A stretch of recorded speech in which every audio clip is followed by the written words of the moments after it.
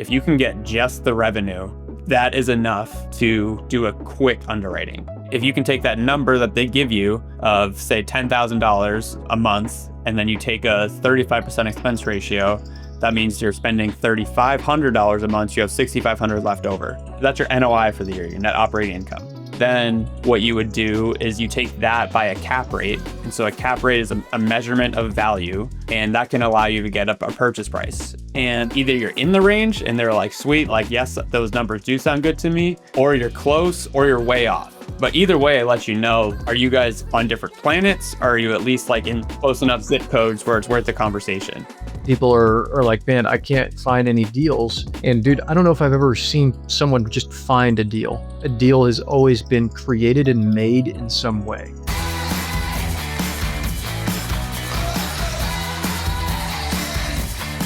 Welcome back, everybody, to the Self-Storage Income Podcast. George, how the heck are you, man? I'm doing good, man. We got a good topic today, Connor. So talking underwriting as always is a exciting topic for everybody. So looking forward to diving in today. Heck yeah, me too, man. We get a lot of questions just out in the natural world, out in nature, right? Just having these conversations. And we also get a lot of questions from folks in our community, which we're going to touch on and stuff, which I'm really excited about because there is so many different dynamics, man, when it comes to underwriting and trying to figure out, where your revenue is going to be, where expenses are going to be, and how to try to plan for those things. And at the end of the day, make sure that you're putting in a good competitive offer to buy a facility. Because, you can't go back and redo when you overpay. You go in and you overpay for something, and that can be a really, really, really hard position to be in. Even if the facility works out, like, you don't want to have to pay more money than what you should. And you also don't want to get yourself into a bad deal, bad market, those type of things. So underwriting is really, really important. But I don't know if I've ever seen underwriting actually do exactly what you think it's going to do. Yeah, 100%. What you put into a spreadsheet doesn't always turn out to be that way in reality, for sure. Yeah, dude. So let's talk, like, first and foremost, kind of setting this stuff up. And this is, some of those things that we walk people through when we're talking underwriting or getting started in storage. One of the things we talk about that's huge is figuring out what that buy box is. So that's kind of that style of the facility. That's the asking price or your maximum price that you're, able to execute on, or your price range, some of the utilization that you're looking for. Do you want to kind of walk people through, if they were going to build a buy box, how they would do it, and also why that would be important to have for brokers and sellers and some of those things? Yeah, 100%. So like if we're talking about underwriting today, first off, what is underwriting? Like, underwriting is you're crunching the numbers, you're analyzing a deal, you're figuring out, like, how is this thing going to make money based off my numbers and what past performance and projections. And before you even get into that, before you open up your spreadsheet, you need to understand what type of deal you're looking for.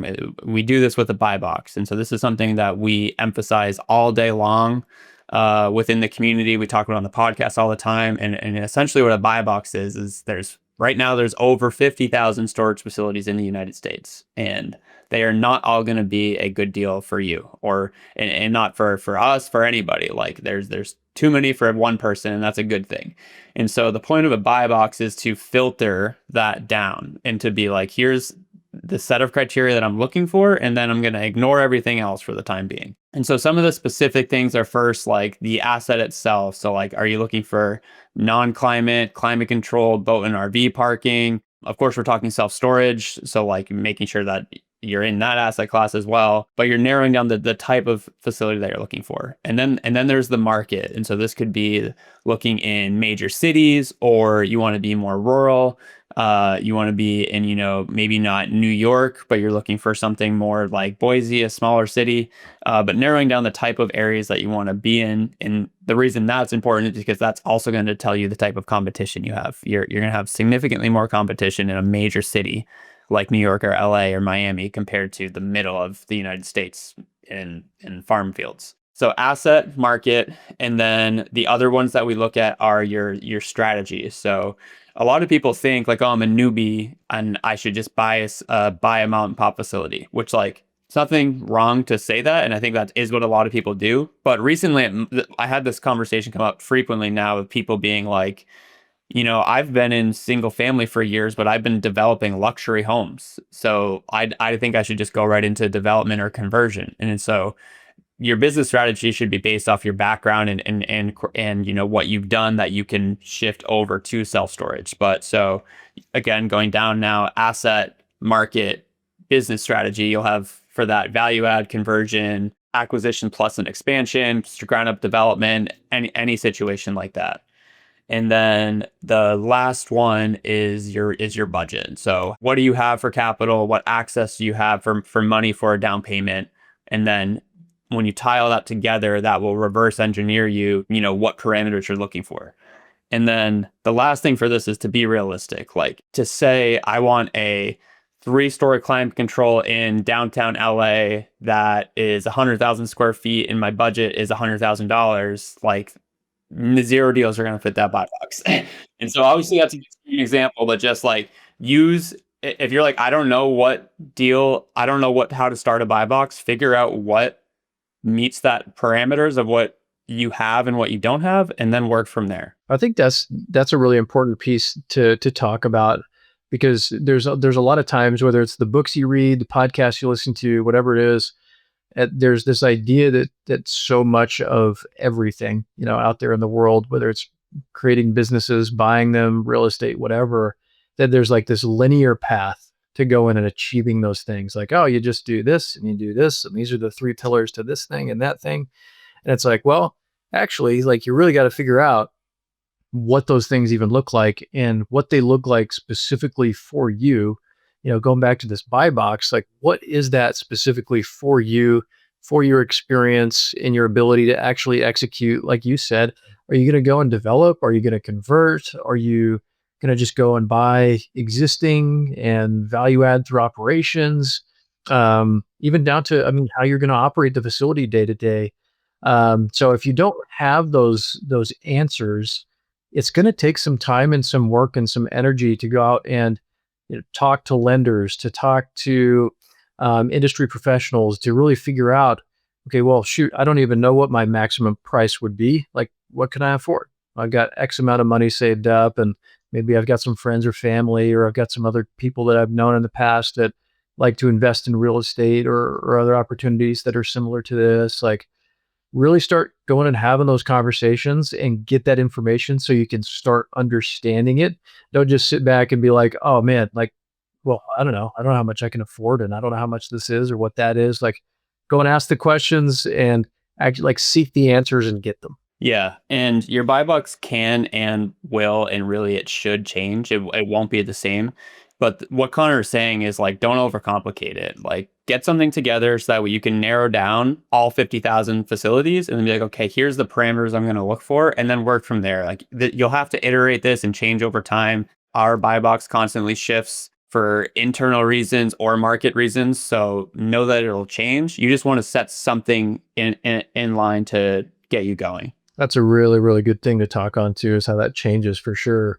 And why this is so important as well is getting this really well defined, is being able to actually have good conversations with brokers when you get to that point and saying, hey, this is exactly what I'm looking for. You're able to provide them this list that you've created, and they can therefore take that information and go out and find assets and find opportunities, or opportunities might just come up that aren't even on market yet that fit those parameters that you've created in this buy box. And in being so specific, they know exactly who to reach out to.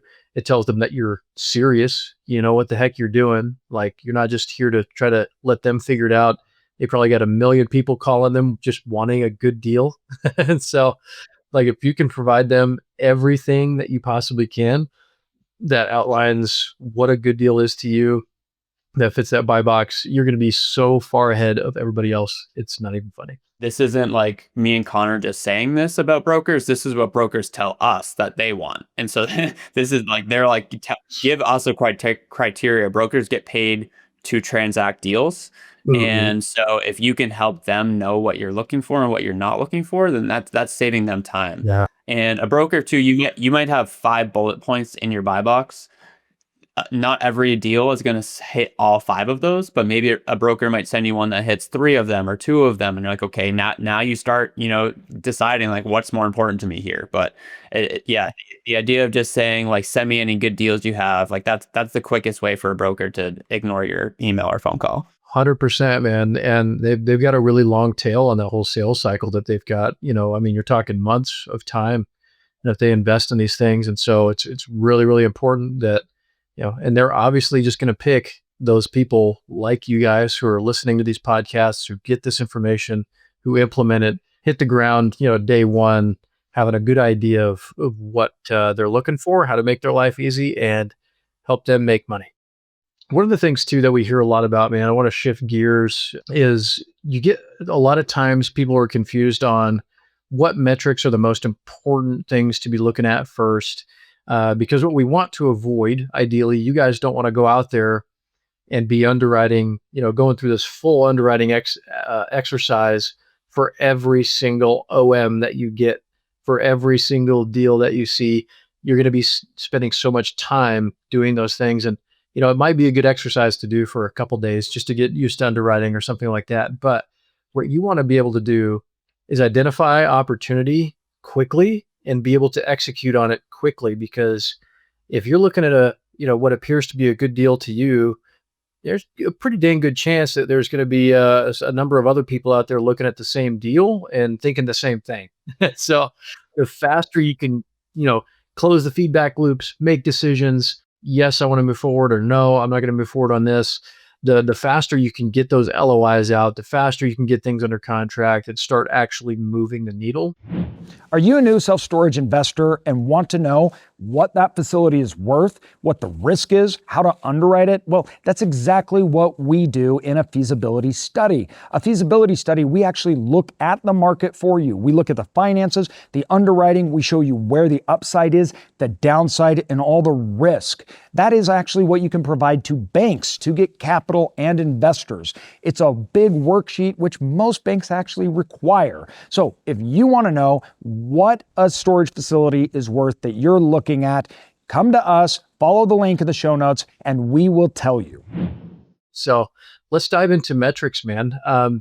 Let's say I've got an OM that's shot over to me, or I see this opportunity on some platform. Like, what metrics should I look at, George, that are some of those that are the most important immediate things to look at? This is the art of doing real estate, right? Is like you send 100 people the same numbers and you'll have 100 different ways that people can look at it. And that's why people buy deals and don't buy deals, and why people succeed and don't succeed. And that's the nature of the business. And like what Connor was saying at the start of it is like, doing some practice on deeper underwriting, or getting your reps in, really, we call it. Like, we have spreadsheets that, are 8-10 tabs, like they're very in depth. They're adding all waterfalls and all this competitor rates and everything. And so before you buy a deal, like you'll go through that, but you don't want to be doing that for every deal that you do, because it's just time consuming. And as far as practice, like, yes, I think it is good to do that and go through it. But what you're trying to be able to do, and what we believe you should be trying to be able to do, is creating a system where you can quickly filter through these deals. And even if you've never analyzed a deal before or never looked at an OM, it'll still probably take you an hour to go through it the first time, and that's fine. But you're trying to get yourself to a point where it's like, okay, I can look at this thing in 5 to 10 minutes, maybe even faster, and then go and be like, is this worth diving deeper to? That's all you're trying to answer at first, is like, is this worth my time to keep going? So for the OM example, like super easy one to start is like, is this a value add or is it a development? Because if this OM is just a piece of land and they're like, here, you can build this development and here's all these projections, and you have no interest in developing, and you're like, great, I don't even have to go past page 1. Watch is a super obvious way, but like, because again, like if you think you're going to go through underwriting every single deal, like, and so I think already you probably have more of a buy box than you think, even if you haven't created one. So like knowing that. So as far as like, if we're just talking straight value add, like I'm buying something and I'm going to try to make it better than it currently is, that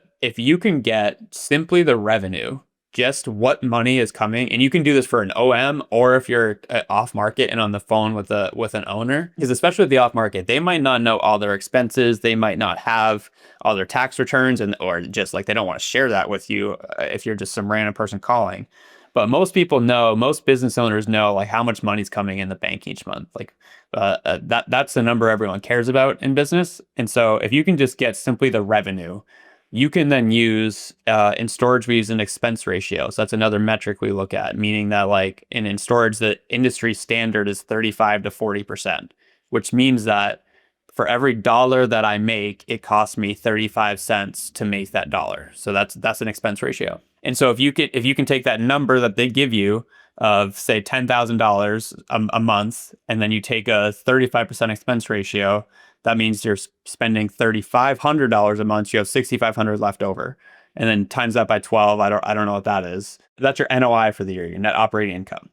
And so then what you would do is you take that by a cap rate. And so a cap rate is a measurement of value, and that can allow you to get a purchase price. And so simply based off of that, we use a range. So we'll take a 7 to a 9 cap for that NOI, and then be able to, on the phone with the seller, being like, hey, like, here's your revenue. Here's how I would underwrite my expenses. So would you continue this conversation based off of this range? And it's not a formal offer. It's just a technique to keep the conversation going. And either you're in the range and they're like, sweet, like yes, that those numbers do sound good to me, or you're close, or you're way off. But either way, I let you know, like, are you guys like on different planets? Or are you at least like in close enough zip codes where it's worth the conversation? And so to take all that down to super simple terms, like if you can get just the revenue, that is enough to do a quick underwriting. Yeah. Not to buy a deal, not to go under contract. I'm not saying that, but just to be like, is that worth going to the next step? Mm-hmm. Then to go further, now if you're taking an OM, so an offering memorandum, like Connor's saying, like, and we do this on our calls, like we do deal analysis calls. We're like, hey, send us a deal that you're looking for and let's underwrite it together. First thing I always do is that's so overlooked is just like, let's look at the facility, like, because again, $10,000 on a really nice looking facility versus $10,000 in revenue on a junkyard. Those numbers, like, you need the context of what you're dealing with, or same thing, like, is it on a main road with great visibility, or is it like really hard to get to? So just look at the images, like what quality is this in? Is it paved? Is it dirt road? Is it gated? Got a fence? Does it have security, lighting? Try to picture in your mind what it would look like at night. Does it look like it's going to be safe? And so these aren't numbers, but it still factors into your underwriting, because then if you see that it needs all of these things, then you have to add that to your underwriting for CapEx and renovations. And so you're trying to build, every facility has a story to it, or a story of how you're going to take it from right now to better. Mm-hmm. And that's your job in the underwriting of like, how do you take that story and put it into numbers so then you can present that to your partners, to investors, to the bank in a way that makes sense. That was such an amazing breakdown, just step by step, how to really look at those things quickly and make decisions. You're looking at the revenue, you're looking at, say, 35 to 40% expense ratio, no matter what that might be. And the thing is too, is like when you're talking to offers in the beginning, there's a couple things to think about. You're not immediately looking at what the facility can achieve at that point in time. You're looking at what it's doing right now, because that's what you're going to base your offer on. I even saw, there was this thread I even saw earlier today. There was this commercial real estate appraiser, like, trying to argue with all these people about how to value this commercial property. He's like, well, I'm an appraiser, and no, this is how things are done, and X, Y, and Z. And it was essentially, he was defending this idea of like, well, if the property can do $2 million a year, why would somebody sell it for 1.2? Like, that's stupid. Nobody would do that. It's like, dude, that happens every day, like all the time. Like, people aren't buying on what it can do, or they shouldn't be. There probably are some, and there might be some factors of that at some point. But a lot of times especially when you're looking at these facilities, you want to be, we say this all the time too, is like, you want to buy on pro forma, but not pay for it, right? So it's not like you're paying for what the facility could do in the future. And you'll see this in a lot of OMs and some of that too, where it's like, hey, we're projecting that, in the next 2 years, this facility can be, the best whiz bang facility you've ever seen and be making $1 billion. And it's like, well, that's not what it's doing today. Right now, the value is here, and this is what I'm willing to pay. So just something to think about too as you're diving in, doing this high level stuff. Um, and there's easy, you talked about the cap rates. I love being able to take that revenue, the expense ratio, tying those things into the cap rate, and saying, okay, my NOI is going to be this. So based on, let's say it's a 6, 7, 8 cap, whatever it is, there's really easy calculators online that allow you to just plug in numbers at whatever cap rate. Like there's some you can even like slide the little dial to whatever percentage you want, for a cap rate, and it'll give you that quote unquote value that you can base your offer on. So really important things to know and understand. And like George is talking about too, it's good to have somewhat of an idea to know like if there's going to be the capex aspect of it, to kind of know and understand, if you're going to finance this, like what is debt service potentially going to be looking like? You going conventional, you doing SBA. Some of those little details can be good to know just to make sure that, if you are going to be providing any kind of like ballpark offer or saying, hey, this is kind of how I'm looking at this when you're talking to sellers, brokers, that will give you somewhat of a good starting point without having to like just full dive into finding all the competitors, gathering the rates, finding the spread, doing all the, full underwriting. So really good stuff, man. Yeah, continuing on what you're saying, to add to this too, like the idea of don't pay on pro forma. So there is as much an art to buying businesses. It's really not even just real estate, but businesses altogether as the science and the numbers to it. Because when you say buy on pro forma, it's saying like don't buy based on what it could be worth, or don't pay on based on what it could be worth. But there's a nuance there, because if you look at just like, well, if you take the NOI, the existing net operating income, and say I should base my purchase price on that, it's like, yes, in theory, yes. But if you're buying a lease up property, the NOI could be zero, like negative. But an owner is not going to sell it to you based on that. Like they're not going to develop and be like, yeah, my net income zero. So it's like, keep in mind, you're also buying the real estate, and like there is some buying on the potential of what that can be. But that's where the negotiation comes in, to be like, what am I willing to be able to pay, knowing that I have to do work to get to this, and that work doesn't show up in a spreadsheet. Like that doesn't go into your underwriting. Yeah, dude, really good point. We were just talking about how things are dynamic and not linear, and like that's a prime example of like it's not. It's going to be different every time almost, but yeah, no, really good point, man. You're buying a lease up facility, something like that, things are going to look a lot different for sure. And the benefit to that lease up, to be like, well, why would you do that then? Is because we were just talking about CapEx, like you shouldn't have to deal with any of that. So like if you can just come in and just focus on business operations. So like there is benefit to wanting to get into a lease up if you don't want to have to deal with contractors and quotes and timelines and, people ripping up your pavement on your facility and all of that. So Yeah, because that never happens. No, it's funny, yeah. Because the more that you can avoid capex and some of those bigger projects, dude, those things always, in my experience, man, it seems like they always take.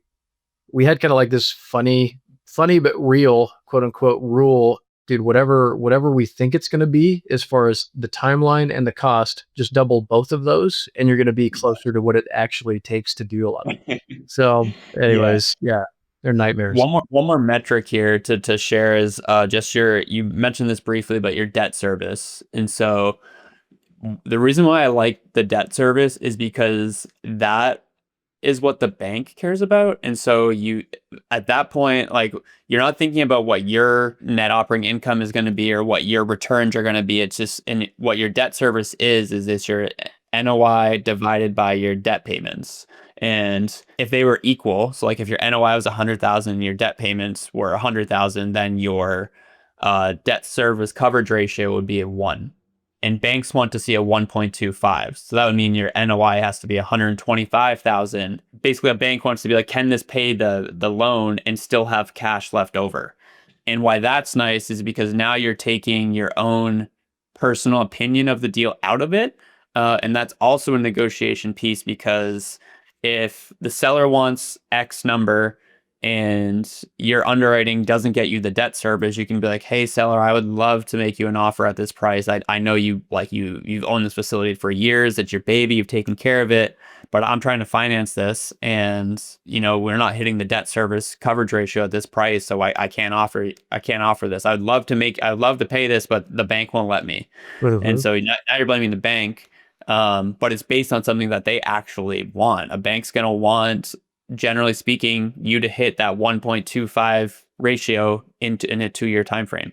So it's a great piece to add into your underwriting as part of the quick analysis, because it's just like, can this deal work? We try not to look at it that way. It's how can this deal work? So Sure, sure. based on this financing, a conventional loan or an SBA loan or some type of creative owner financing, how can I hit these metrics that I need to hit? Yeah, and that's such an important thing to remember, dude, especially when you're starting out.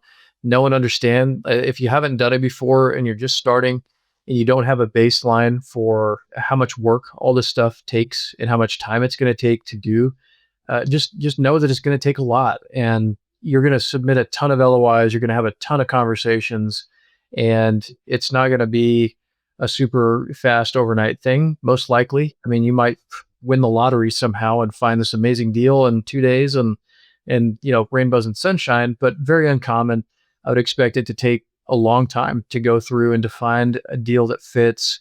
To go through these processes and to make things work. And I've seen so often too, people are like, man, I can't, and you've probably seen this and heard it too, George, is I can't find any deals.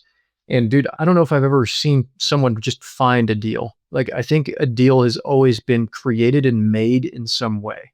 Uh, because a lot of times the deals aren't transacting for what the initial asking price was. There's a bunch of negotiation that goes into all of it, from conventional financing to seller financing and all the different terms and time frames and all these different pieces. I've never just seen a deal be what it is and then happen. No, 100%. I think that, like, we were talking about this before the call, is like one of our huge emphasis with self-storage income is to let people know, like, storage is not get rich quick. Like, this is not like, hey, I'm trying to get into storage. Great. You have a deal 2 days later. Like, there is a time and process to this. But the benefit is that so many people are like, I don't want to do that because it sounds hard.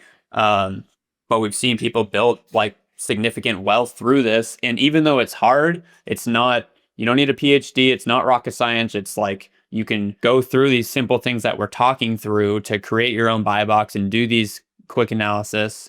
And then, you chip away from there. So I think that being able to commit to something, and really that's the case for anything. Like, it's not just storage, it's anything you're trying to go to. Like, just being able to pick and be like, I'm going to commit to this and not just give it a week and then see what happens. So that's Uh-huh. been like, seeing that happen throughout people who've listened to the podcast or in the community or come to our events. Like, that, those are the people that we see. They're not like exceptional in any way, except that they stick with it and they continue and plug along. And Yeah. the underwriting is such a significant part of that. For sure. I mean, we were talking about a couple guys in the community that have closed on deals recently that, I mean, it's been around the 2-year mark for both of them. And that's how long it's taken to get that first deal. And yeah, so it's just, so you got to start now, man. Cause it's like, how fast does 2 years go? Right. Like, you look back 2 years ago, it's like, dude, that was not that long. Uh, Yeah. so plant the seeds today, man. Start getting out there, making things happen if you're not already. And if you have, and you're freaking year and a half down the road and don't have a deal, like, keep freaking going, guys. Like, do not quit, do not give up. Keep going, keep doing the same boring things every day. That is the key, man. That is a freaking key. So, with that, man, let's say I went through, I've done some of these steps that we've talked about, and I've identified something that looks pretty good, man, or maybe something that doesn't. Like, what is that go no go signal, I guess, to say, hey, all right, I've got something on the line. Let's dive into it further. I'm going to do the full underwriting, maybe get an offer out, versus, hey, the red flags are going off and I need to move on and look at other deals. Like, how do you make that decision? Yeah, for sure. And this is where your buy box comes back into play. So you take that initial underwriting, And then you go back and be like, okay, I said that I was looking for this type of facility and I was looking for like this budget and this value add plan. And then being able to say like, is this in alignment with what I'm willing to do? And am I willing to like, is this within my risk tolerance? Because there's no deal without risk. There's also a risk to not doing deals. There's risk no matter what. And the next piece is like, to determine whether it's worth diving deeper is to say like, based on this initial information that I have, is there a business plan that I can take with the price that I can get it at? And so if you boil down all of the, like, yes, the numbers matter and it's important to have these calculations and everything, but in super simple terms, like self-storage is a business and businesses have revenue and they have expenses and that gets you your income. And so that's one side of it. And so it's like, what is the business here? And then the other side is how do you pay for it? And that's your loans. And so once you have your revenue, expenses, and income, and then after that, it's what are your loan payments, and then that's your cash flow. And so really, it's four numbers: revenue, expenses, loan payments, income. And so like, yes, there's more detailed things that you need to know, but that's where I go back to like, just don't overcomplicate those numbers. Yeah. And then so you start to see like, okay, if I have this deal that I can get this NOI and this is the financing that I am underwriting on, and here's the cash flow that I'm going to get, and here's the down payment that I need to make, and this is going to show the returns for me. Now you're going back to your buy box and being like, well, okay, what capital do I have? And is this worth the returns that I'm going to get? And the reason why it's like it has to be independent and on who you are as an investor is because you take something that is going to cash flow $1,000 a month, like that means a lot more to someone buying their first deal than Cedar Creek trying to buy another deal. Like it doesn't, even if it's the same amount of money, like Cedar Creek doesn't want to spend the time to buy a small facility on that level. But that's how AJ got started, with small facilities. But then it's just more than cash flow, because often with value add, you'll be losing money the first few months because you're buying an underperforming facility, and banks know that and are aware of that. That's why they look for that debt service at the 2-year mark. So trying to be able to see like off a quick underwriting, what does this look like to get it from here's what it's at today to here's what it's at in 2 years? And is that actually feasible? And what do the returns look like for that? Something that actually comes to mind as you're talking about that, you might in your head think, hey, like, I'm gonna bring 20% down or X% down or whatever, and my maximum price is going to be, let's just say it's $100,000 or whatever, just for easy numbers sake. You might end up actually, instead of financing 100,000, you might end up financing or needing to finance 150 or 130. There might be some working capital or some other pieces of the loan that get put in there, fees, all these other things. So make sure that you're talking to the bank and really understand what that debt service, what that monthly payment, what all that stuff could potentially look like when you start diving in and getting more specific with some of these things. Because the last thing you want to do is be like, all right, I'm going to go get this loan for 100,000 and my interest rate is going to be X%. And this is how much my debt service is going to be, only to find out your debt service is going to be 20% higher or 30% higher than that. Yeah, and that's where I think banks can be your friend there. As like we've had Live Oak on the podcast before, and there's others out there that are more than happy to help. But send them your initial underwriting and be like, hey, like what would this look like from a financing perspective? And like that allows you to know, like, well, here's what they would say, how they would finance this, and then either the numbers work or you need to negotiate somewhere, and you need to be able to lower your purchase price, or see if they'd be if the owner would be open to like doing a second loan at owner financing, so that way you can qualify for the SBA loan or whatever it is. And so to be able to get some of these things without having to be like, what do my 10-year projections look like? And so yeah, I think too, like as far as like knowing when to dive deeper, that's where it comes in, is like, where can the financing come from this? And then, because then the next step that is really the time consuming part is the secret shopping. But without that, you don't actually know how much you're going to be able to increase rates.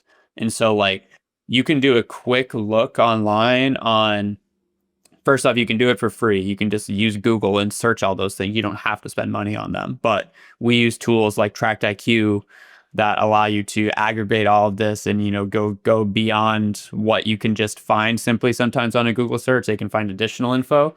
And then you're piecing in like your 10 by 10 in this market is $50, but your competitors are at $75. Like there's a spread there, and you have 50 10 by 10. So like that's an extra $25 times 50 potentially that you could, increase in revenue.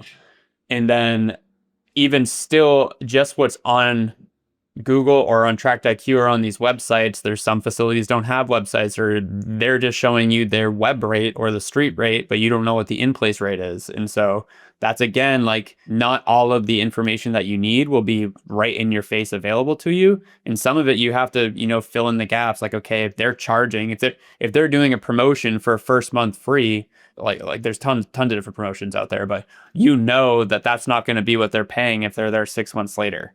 And you might not be able to get that answer. You might not be able to know the exact answer for 10 facilities in the market. And so, yeah, there's not really a way to get that information, right? Like, yeah, like you said too, I mean, you can't mitigate 100% of the risk. Like you mentioned earlier, you can't find 100% of the answers either. And that's part of that risk factor where you might be able to go secret shop facilities and get an idea of where street rates are at and the promotions and some of those things. Something that you could potentially do is try to like ask people in your family, friends, all that stuff, if anybody they know has like a storage unit in the area, how much they're paying, how long they've been there. You might even be able to, I mean, dude, depending on how freaky you want to get, camp out at a facility, wave a tenant down, be like, "Hey, man, yeah. like just curious. I'm looking for 10 by 10s. Like, how long you been in here? Is it a good facility? Yeah, what's your rate looking like?" And I see they're doing some promotions and stuff, and just kind of curious. And two, when you're secret shopping, you can ask like, "Okay, on average, I know the rates go up, so how long until my rate goes up? And on average, how much are you guys increasing the rate? At that 3 month or 6 month or 9 month or whatever their rate management tempo is, if they have one. Better yet, if they tell you that they don't ever raise rates at all, like that might be another great opportunity for you to submit an LOI. And like sometimes you'll get the answers and sometimes you won't. And then you Yeah. just have to, okay, like what is my risk tolerance here? Am I Mhm. willing to be able to like have these unknowns? On one of our spreadsheets, we call it a probability funnel. And there's not even any like calculations tied to it, but it's just a way for us to like check ourselves to be like, hey, we're saying we're going to increase this unit type by X amount. How confident are we in this on a percentage of 1 to 100? And, and then it varies because like you might say like, I feel 100% confident or 90% confident we can increase this by $5. But there's this, there's one bigger unit type that we think we could increase by $50 or whatever, double the revenue, but we're only 50% confident we're going to do that. And so kind of just being able to assess like, what do I feel extremely certain that I can do, and what are like the things that would be nice to have. But that's like, I wouldn't recommend buying a deal based on saying like, I need all of these nice to haves to happen. Yeah, no, exactly. That's a really good pro tip, man. The nice to haves versus need to haves. Yeah. And understand again, like you can't just have everything day one. Like it might take some time to build some of that stuff, especially the nice to haves. So good stuff, man. Another huge piece of underwriting, man, shifting gears again, is the expenses. Like really, once you start diving in, you've got this green light, you're moving through your underwriting. And we've seen these questions a lot too, is like, hey, what is the cost of a new gate? What is the cost of fencing? What's the cost of asphalt? Or what's the cost of expansion? Or how much do cameras cost? Like there's always all the questions as to how much, or even property management software. Like how much can I expect to pay every month in software fees or in this? And all amazing questions. You should be asking those questions for sure. So George, what are some of the big ones that people should be thinking about? Yeah. So when we look at expenses, like when we do the quick analysis, we use an expense ratio, like I was saying, and that's 35 to 40%. And I didn't say this earlier, but that doesn't include your debt. So like that expense ratio is just based off of business operations. And so debt is a side of that. when you're actually underwriting a facility, you do not use an expense ratio. Then you have to itemize everything out. And a significant reason for that too is like, to go back to the lease up example, like you will not have a 35% expense ratio if you have zero money in expenses there. It's like it doesn't work. Yeah, but the idea is like when you stabilize, it should like ideally hit somewhere in that range. And it can be lower and higher. It's just meant to be a rule of thumb. So now that you're shifting to be like, okay, I'm going through my actual expenses. The two biggest ones that we always look at are your real estate taxes and your insurance. And one, they're generally the largest, unless you have full-time employees, and that's up there as well too. But for smaller remote facilities, usually your taxes and insurance are the highest. And then the other key part is you don't have a lot of say over changing them. They're kind of just are what they are. Like for the real estate taxes, what we try to do is like first just start off to see what were they previously, what were the taxes before, but knowing that like you're going to be buying this at a new price, so you should expect the taxes to probably increase. And so we go and look at the county site and try to find the millage rate. There's other names for it as well too. I'm blanking on them right now, but basically it's like how the county assesses property value, and it's through something called a millage rate, and you use that to figure out your taxes. And then with the insurance, like what we do is we just work with experts. We work with brokers who work throughout the US to be able to, get us quotes for it. And so those are the two that we look at, not even first, but those are significant pieces to it because they'll make up a big piece of your total expense load, and you can't really change them. And getting them wrong can crush you. Yeah. So that's an important thing. Like a few years back, Connor, we had a massive acquisition we were going to purchase, and I remember the real estate tax assessment came back, and it was like over $100,000 more. I think this was like the major portfolio, and then that was like, yeah, we're out of this. We're not doing this one. So, Yeah, no, you can have changes like that are total deal killers, and unfortunately, that's just the cost of doing business. Like you're not going to know that until you get to that point.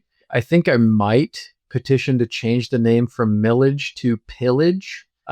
They're pillaging my returns with all their yes. stupid cash. Anyways, yeah, no, that's really good stuff, man. Because those are the things that you want to account for. And something we talk about a lot is the controllables and uncontrollables when it comes to the underwriting and the operations of a facility. I would love to be able to go and tell, state and federal organizations like, yeah, dude, I know you wanted me to pay that much taxes, but sorry, not going to do it.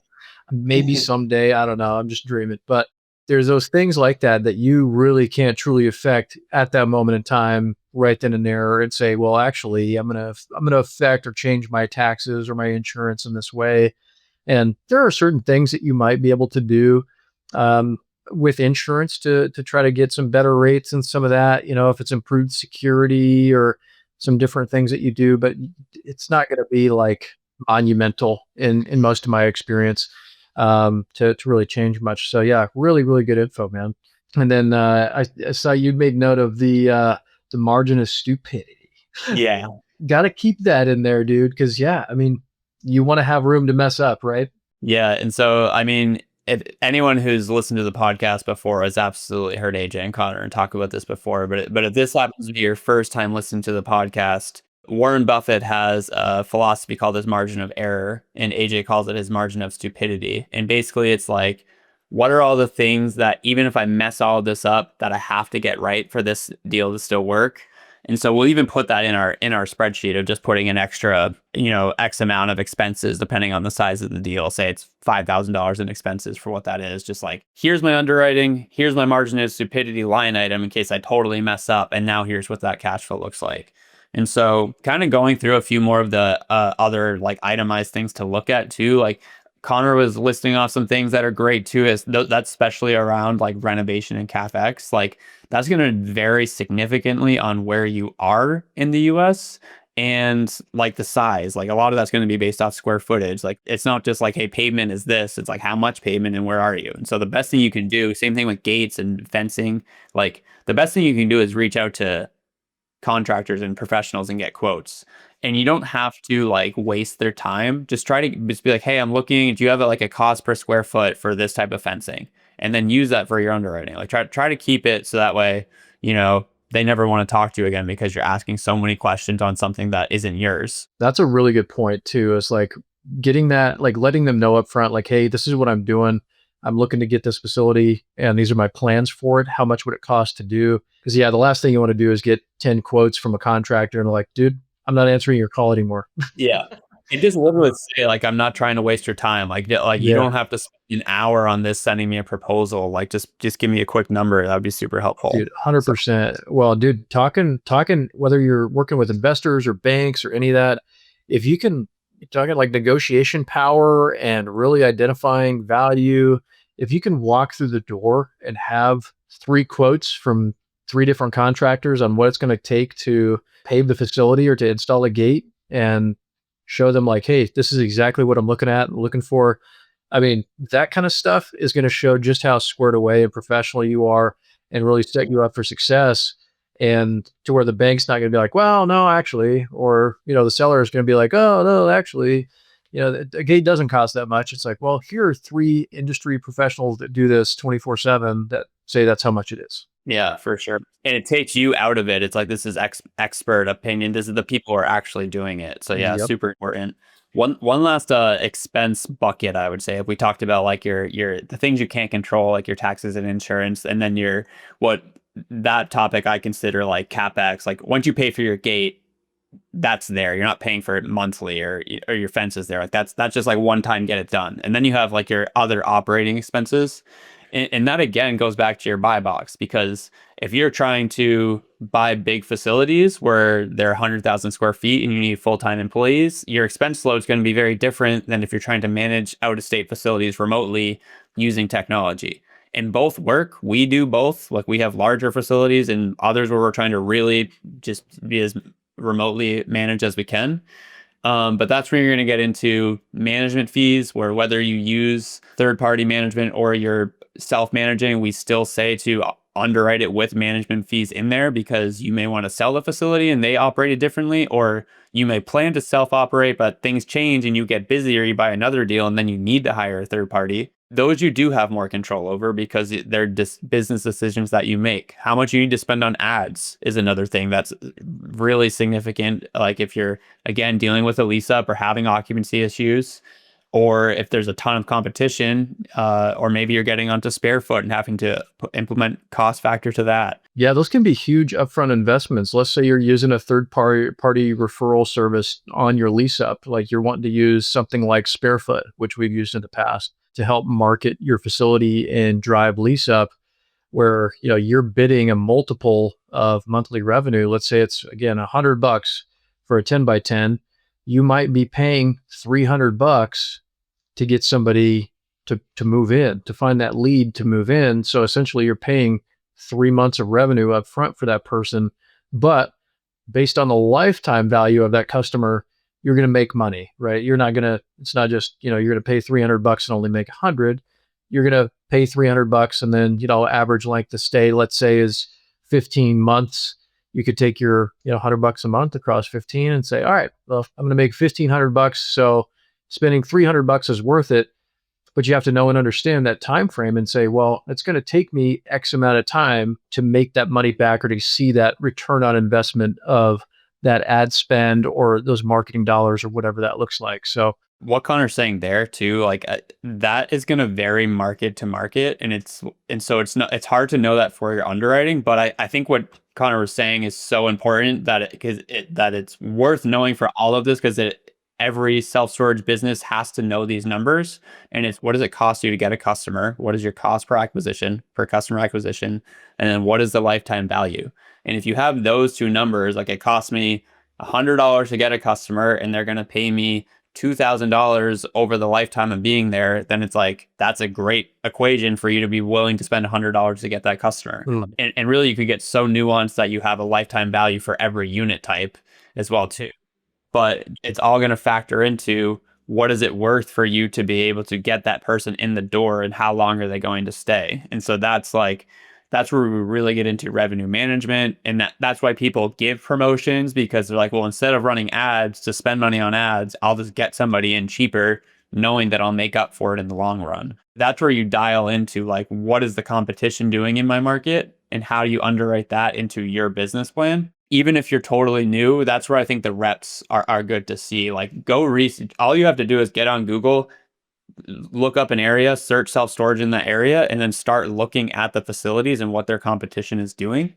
And these things aren't necessarily complicated, but they're tedious and time consuming. And Mhm. if like eventually that you might do it once and then, but to really do it and build a business, it takes time. And that's why so many people don't continue with this, because it's tedious. Yeah, no, you're exactly right, man. You're exactly right.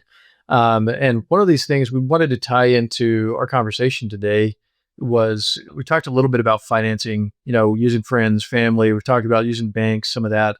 And we had Chris in our community asked a really good question, man, where he's like, I keep hearing, you find an amazing deal, quote unquote, amazing deal, and the money will come, right? Well, what is an amazing deal? And essentially, how do you navigate that? Like, how do you go and find this amazing deal? And then how does the money come? And, what we mean by that is that you're finding what is a good deal to you. And again, that fits your buy box, that fits this underwriting that we're talking about, that you can then go out and find individuals who then align as well with that idea of a good deal, or that you can explain and educate to that potential investor or the bank what that good deal looks like or what it is. Does it hit that 1.25% debt service coverage ratio that George is talking about, or does it just provide some tax benefits to your mother and father-in-law who been looking for investment opportunities, or that buddy of yours that just exited a business and has some cash that he wants to invest so he doesn't have to pay a bunch of taxes? Or there's so many different elements that create a good deal. You just need to figure out what a good deal is to you and be able to communicate that to those potential investors or those people you're going to partner with. And then, George, if you want to touch on, you brought up a really good part of this too, talking about the heavy lifting side of it, putting in the work to actually make it happen. Yeah, for sure. So like I was saying at the end, like none of this stuff that we go through is like you don't need a degree to do this. You don't need to develop an app, or it's not rocket science, but it's time consuming and it's hard, and it's like, especially if you're doing off market deals, you got to pick up the phone and cold call owners and probably get yelled at a couple times and deal with not fun conversations. Like, not everybody wants to do that. A lot of people do want to, find opportunities where they have money, they want to invest in something and get a return for it, or they want to partner with somebody, or like they literally want to get into storage, or they're trying to save on their taxes for, like Connor said, they just sold a business. And if you're in a position where you can do that work, that sweat equity to find an opportunity, then people will want to get alongside with that. And we've seen it happen in the community where people come in and they're, looking for things on their own. And then they decide to partner with somebody or partner with a group of people. And then that leads to buying something that they couldn't have bought before. And so it's not, especially if you're working with others, then it becomes not just what is your buy box, but what are other people looking for? Because you might be looking for one thing, but if your partner has capital and wants to save on taxes, then it's like, all right, how do I make sure my underwriting and the deals that we're looking for help my partner achieve that goal? Especially if they're bringing the capital and you're doing all of the work. And so then it's like, every deal we look at every deal has four quadrants. So you have the property itself, it has the risk, it has the debt, and it has the operations. And somehow that has to be divvied up. Like, you got to find the deal, someone's got to do the work to run the facility, you got to find the way to pay for it, and then you got to assume the risk. And so if you're limited on capital, if you can piece the rest of that together, then that can be an opportunity for someone to come alongside with you. And then the other final thing that we see too is that if you can do all of that, there's other people who are looking to get into the industry, and we'll see people wholesale it. So then it's like, okay, well, I'm not able to partner with somebody, but I will assign this to somebody else, and that allows them to buy it, they acquire it, and then you get a fee for that. So we see that happen with people where they didn't end up moving forward with buying the deal, but they instead assign it to somebody else. But I think to sum that part up is like, this is where it comes back to like, what's a good deal for Connor or me or for anyone listening to this is going to be different.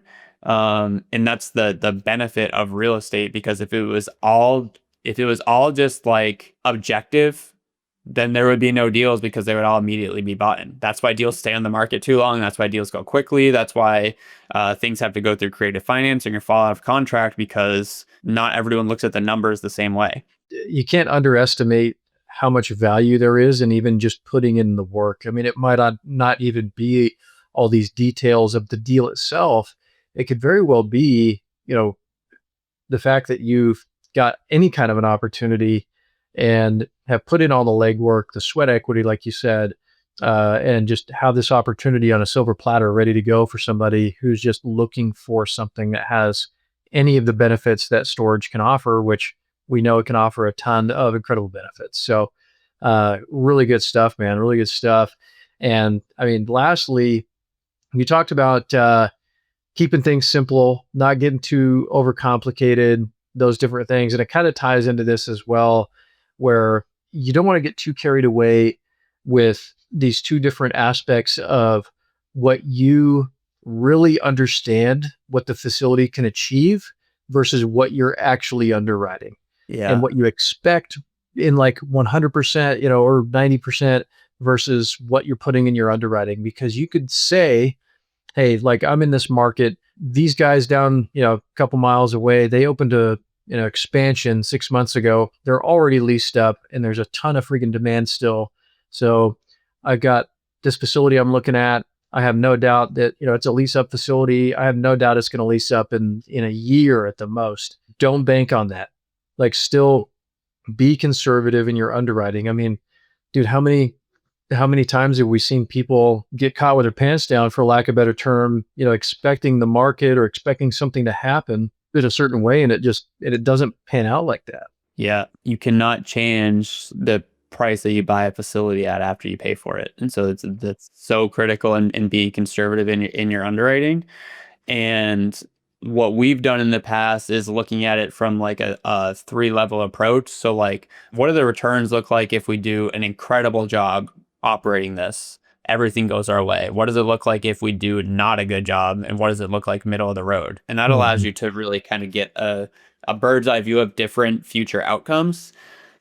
Because whether you like, spreadsheets are very easy to make deals look really good intentionally or unintentionally. Like, first off, you can just break things in a spreadsheet. Like, that happens. Even the best spreadsheet wizards I know sometimes are like, yeah, that was a mistake. So like, I always start with a master file and make a copy for every time you do a new deal. Super simple, like, technique that isn't hard. Just have your master, never touch it, and then make a copy every time you do a new underwriting. But then just by changing a few levers in your underwriting, you can get so unrealistic so quickly. Like, you can think that you're going to increase by 10%, and you're like, oh, well, what if I do 30%? Numbers look great now. Or I think like, you see something that's 50% occupied and they're like, yeah, I can get it to 90% in 2 years. And it's like, maybe you can, but what happens if you can't do that? Yeah. And then the big thing too is the expense load. Like, going back to offering memorandums, like Connor, you're asking, what do I look for? Like, I the first thing I look for is what are brokers putting for their expense ratio? Because we say 35 to 40%. Sometimes you'll see like 15%. Yeah. And so like, if you're not looking for that and you underwrite on 15% expense ratio and all of a sudden it's 35%, that deal's done. You're giving it back. And on the other hand too, like, where we say be conservative, like, be conservative in your underwriting, but play offense in your operations. Because if you have a 35% underwriting expense ratio and you have a $5,000 margin of stupidity, and you actually operate better than that, then that's just more cash flow for you and that's great. And so like, you should operate in the sense of like, let's do better than our underwriting, Mhm. but don't underwrite in a way that it's like, I'm just going to get everything right. Things are going to go perfect, because if you have no room for error, you're setting yourself up for a really tough situation. You really are. And if you can go into, man, and do the whole under promise and over deliver for your investors, for the bank, how amazing would it be to go in and show, hey, like, I underwrote that, we were gonna make, $1 million last year. Well, we actually did 1.5. Yeah. Like, those wins are huge. So that's another huge benefit of writing conservative.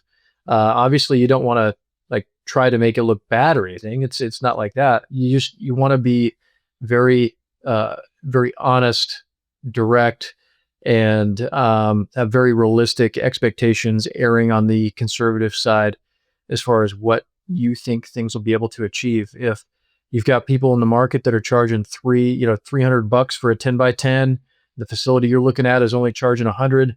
Maybe you say, hey, in the next couple 3 years, whatever that is, I'm going to get all my 10 by 10s to $280. Like maybe it's not even the full 300 that you're going to get them to. There's just some of those things, that little tweaks that you can do to stay on the conservative side of things. Make sure that, yeah, you're not going in and being like, all right, this looks really, really good on the spreadsheet, and hopefully the bank really likes it, because they won't. Like they really won't like it if things do change and there's a hiccup. I mean, that expense ratio one's a huge one because we see that all the time. Yeah. Where you just got these super low expense ratios.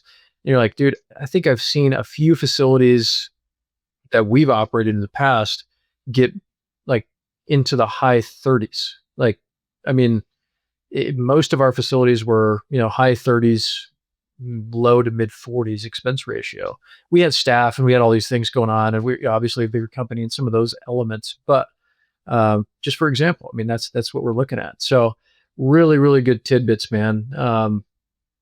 This has just been an amazing episode packed with all kinds of just nuggets. You guys definitely need to go back, listen to the stuff, put it into practice, and start underwriting, man. Start finding those deals. Start filtering all these OMs that you're seeing or getting or reviewing, and start getting offers in and making deals freaking happen. Yeah, 100%. I think too, just like this is one that it's like, we're throwing a lot of numbers on this. And so if you're driving and listening, like take a second and pause, go through what we're going through, because if you're fresh to underwriting, like this it's not just things that we've done that we've seen on facilities with the underwriting, but some of these things that we've talked about, we've seen other people who've listened to the podcast or been a part of our community, like, do take the same concepts to operate their own facilities and underwrite and buy deals. So I think that's one of the most rewarding parts of the podcast, is seeing people being like, hey, I listened to this throughout the years and I did a lot of these same things to create my buy box, and that allowed me to buy my first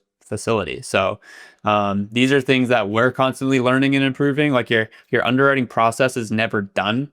Things change, markets change, your buy box changes, your risk tolerance change, your access to capital changes. So you're always tweaking and adjusting. So keep that in mind too. This isn't just like you don't just go from like, I can't underwrite to I can underwrite. It's a revolving process. Yep. No, it really is. It really is. Well, guys, if I had one ask for you, please leave us a review on whatever platform you're listening on. Huge, huge help for us. George, myself, AJ, the rest of the self-storage income team.